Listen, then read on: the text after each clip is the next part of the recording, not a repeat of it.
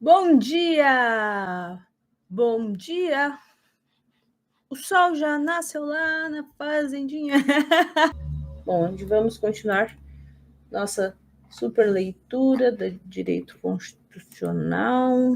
É livre o exercício de qualquer trabalho, ofício ou profissão, atendidas as qualificações profissionais que a lei estabelecer, né? A nossa norma de eficácia limitada, que é o grande exemplo. 14. É assegurado a todos acesso à informação e resguardado o sigilo da fonte quanto necessário ao exercício profissional, que a gente viu aqui, né? Se você se manifesta, você tem que aparecer, não pode ter anonimato, exceto nos casos que o exercício profissional exigir que você tenha um sigilo para você não correr risco. 15. É livre a locomoção no território nacional em tempo de paz. Em tempo de paz, podendo qualquer pessoa, nos termos da lei, nele entrar, permanecer ou dele sair com seus bens. 16. Todos podem reunir-se pacificamente sem armas em local aberto ao público, independentemente de autorização. Então, não precisa de autorização para se reunir, desde que não frustrem outra reunião anteriormente convocada para o mesmo local, sendo apenas exigido prévio aviso à autoridade competente. Tá? Lembrar que é pacificamente e sem armas, tá? E que não precisa de autorização para se reunir. Então, se nós quisermos fazer uma reunião pacífica pela anulação da prova do TJPL, porque foi injusto, nós podemos nos reunir pacificamente. Não vamos poder levar armas, tá? Vamos lá na Santos Andrade, que é o lugar tradicional da gente fazer, se nos manifestarmos aqui em Curitiba. Não vamos precisar pedir autorização para ninguém. Vamos lá, nós lá, tá? Desde que nós não frustremos outra reunião anteriormente convocada, vai que a OACP está fazendo uma manifestação lá por fazer provas mais difíceis.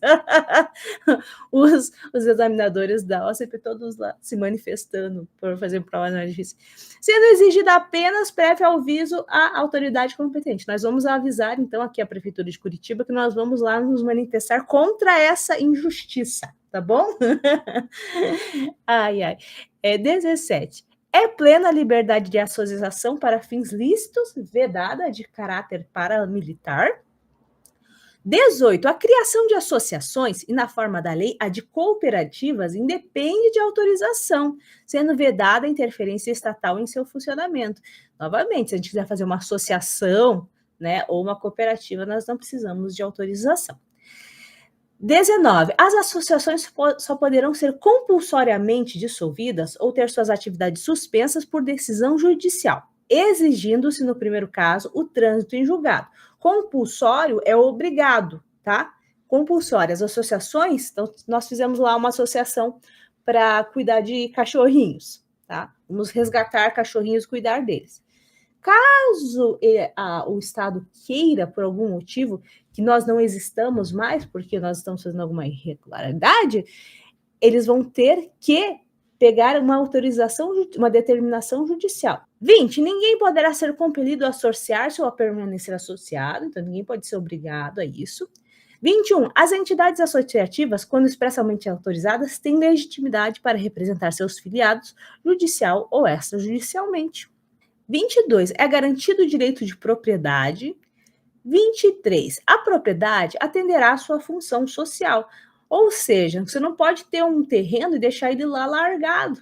Esse é um dos fundamentos, inclusive, das pessoas conseguirem usufruir bens. Porque para que alguém faça uso capião de um bem, é preciso que você tenha a posse daquele bem de forma mansa e pacífica por um determinado período de tempo.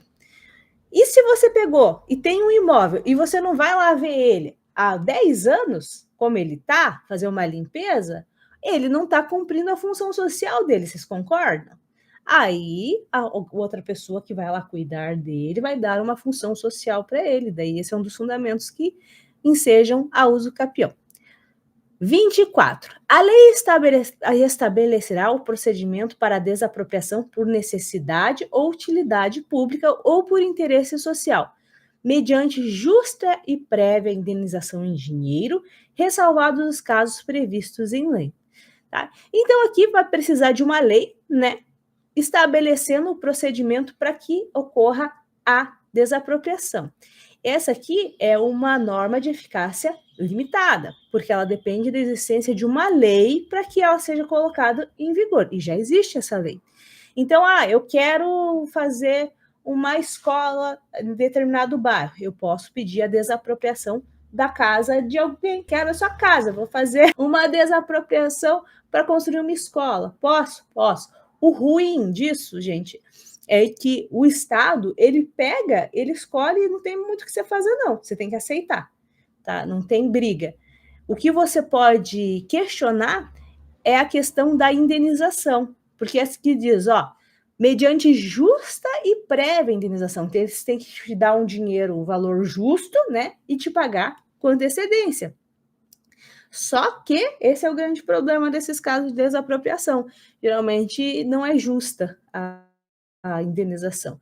E tem que prestar atenção também, justa em dinheiro, tá? Tá. Mediante justa e prévia indenização em money.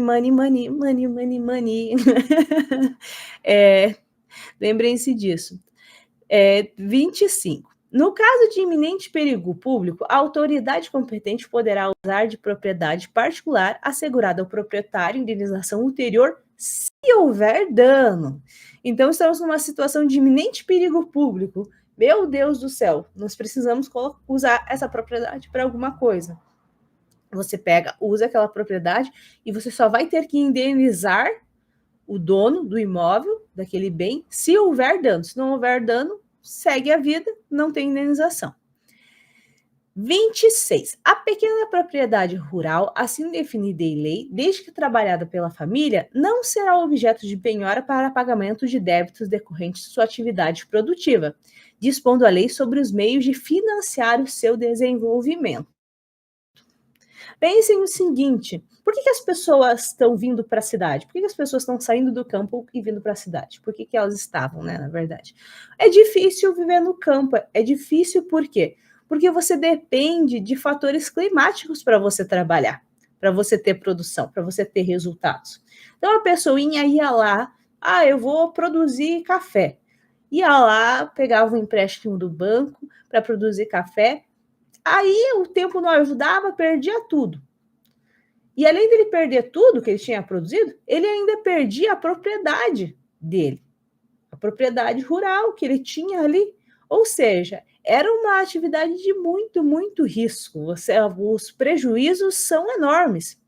Então, esse dispositivo aqui ele veio para proteger o agricultor mesmo, tá? Então, a pequena propriedade rural, tá? E não esqueçam, é a pequena propriedade rural, desde que trabalhada pela família. Não é aqueles grandes empreendimentos que fazem o plantio e tal. É a pequena propriedade, desde que trabalhada pela família. Não será objeto de penhora para pagamento de débitos decorrentes da atividade produtiva. Ou seja, eles não vão perder a propriedade deles para pagar a dívida. Dispondo a lei sobre os meios de financiar o seu desenvolvimento. Então, vai ter uma lei para dispor como que vão financiar o seu desenvolvimento.